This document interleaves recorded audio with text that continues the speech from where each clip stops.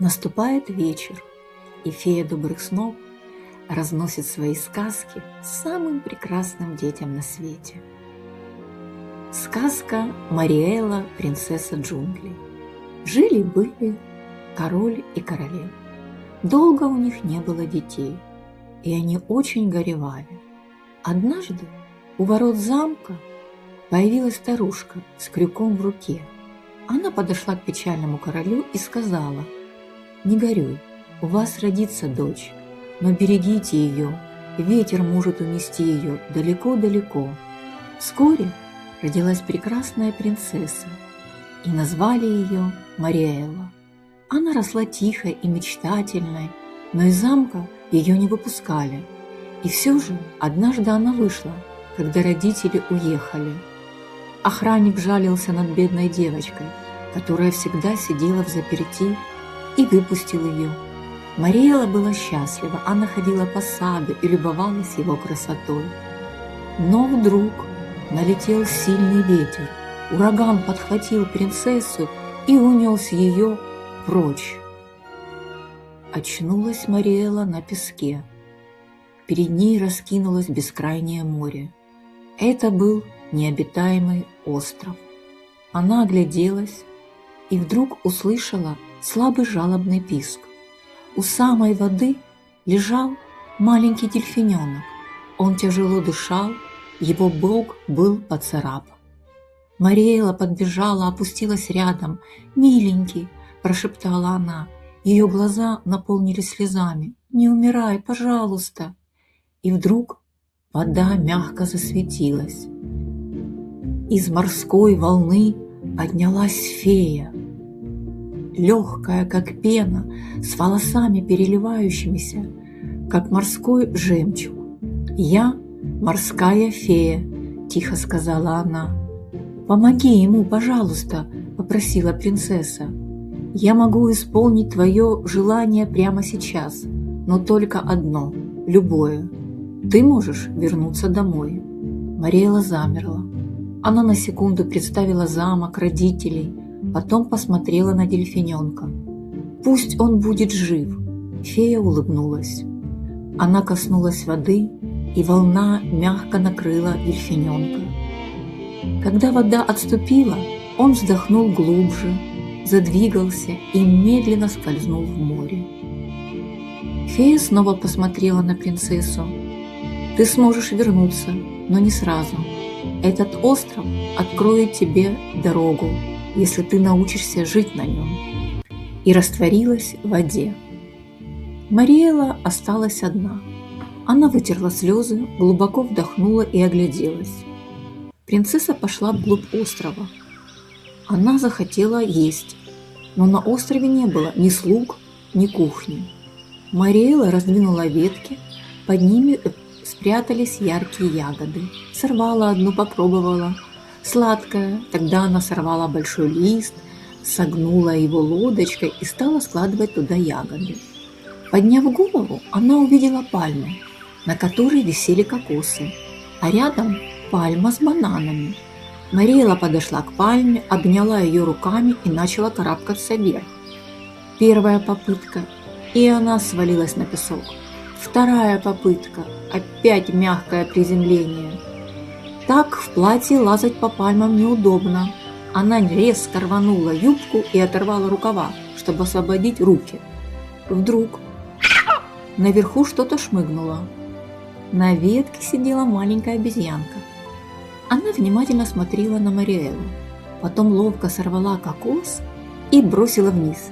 Мариэла поймала. «Ух ты, спасибо! Ты помогаешь мне?» Принцесса нашла камень и разбила кокос. Она выпила этот божественный напиток, который был в середине кокоса, и на сердце стало веселее. Сверху опять что-то прилетело.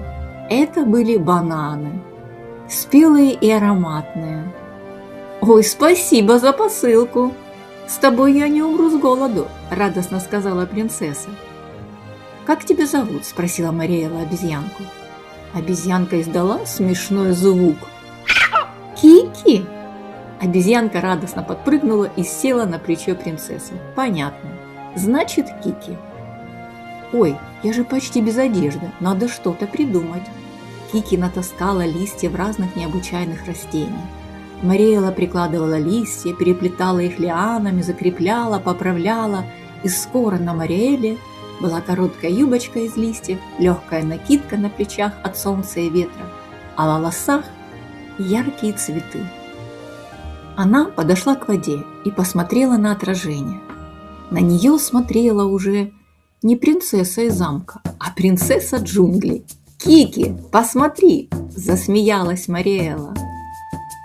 Солнце начало опускаться за море и стало темнеть. «У меня нет дома. Где я буду спать?» – испугалась принцесса. Кики схватила Мариэлу за руку и потащила на дерево, где было большое дупло. Они настелили листья пальм на пол, из лиан сплели одеяло и, обнявшись, улеглись. Внизу шумело море, а вверху светились звезды. Это было необычайно волшебно и красиво. Мариэла впервые за многие годы почувствовала свободу, и ей начинало это нравиться. «Я справлюсь», – тихо сказала она и уснула. Каждое утро и каждый вечер принцесса приходила к морю. Дельфиненок приплывал, кружился рядом и учил Мариэлу плавать. «Я буду звать тебя Финик», – сказала Мариэла. «Ты такой продолговатый, как финик». Море закаляло принцессу, солнце согревало, а охота за кокосами и бананами делали Мариэлу сильнее и смелее с каждым днем. Шло время. Финик вырос, стал быстрым и крепким, и однажды вечером Мариэла долго смотрела на море. «Пора домой», – тихо сказала она. Мариэла нашла легкое бревно, очистила его от веток, Кики села сверху, обняв его лапками. Принцесса привязала лиану к бревну, второй конец обмотала вокруг руки. Зашла в воду и взялась за плавник Финика. «Готовы?» – прошептала она. Финик тихо щелкнул, и они поплыли. На первой волне бревно покачнулось, и Кики свалилась в воду. «Держись крепче, подруга!» – сказала Мариэла, и они продолжали путь. Плыли они долго, и вдруг впереди показался корабль, большой, с белыми парусами. Он медленно приблизился. С палубы им бросили канат. Мариэла помогла Кики перебраться на борт, потом поднялась сама. Финик плыл рядом с кораблем. Он сделал круг, поднял хвост и тихо протяжно щелкнул, словно спел прощальную песню. «Спасибо тебе», – прошептала Мариэла. Финик исчез в глубине океана. Мариэла и Кики вернулись в замок. Радости короля и королевы не было предела. Они обнимали свою любимую дочь и не верили своим глазам. Перед ними стояла не маленькая принцесса Мариэла, а смелая, сильная принцесса джунглей с теплыми глазами и цветами в волосах.